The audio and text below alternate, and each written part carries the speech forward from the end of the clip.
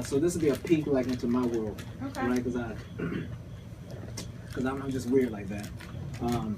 So welcome to the Figure Out workshop. Keep it simple, Eugene, Willis.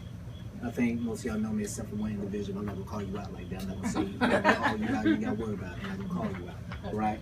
But so pretty much, I think my method is keep it simple. That's just. I think if you keep it simple, you'll be able to do a lot more because you won't focus so much on the hardness of it.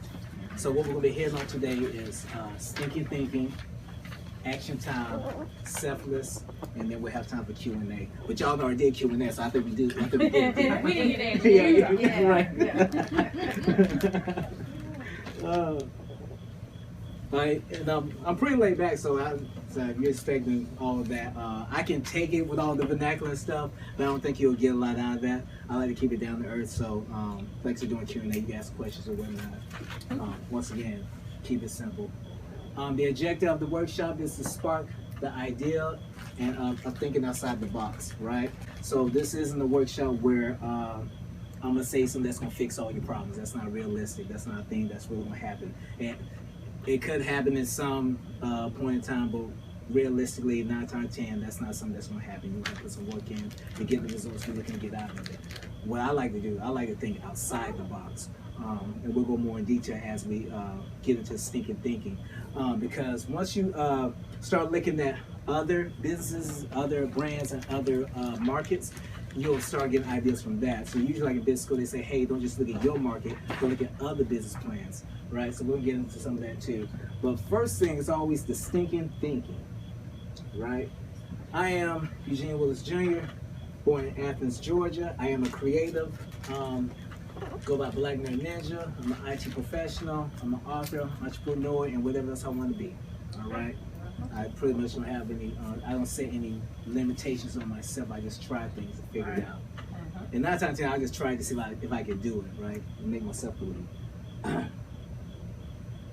All right. Understanding yourself deeper. So I always found that if you know who you are, you can do whatever, right? So when I used to work at a warehouse, I would learn like all the positions, right? And I know what I'm strong at, what I'm weak at. I know like, hey, I probably don't need to be selected because y'all not gonna get y'all. I'm not gonna make production, never ever, because I don't care, right? But I can load some. I can just palletize some cigarettes though. So I can do sanitation, whatever. But I knew my strength and my weaknesses, and I knew how long it'd take me to finish, or if I needed more time. I knew.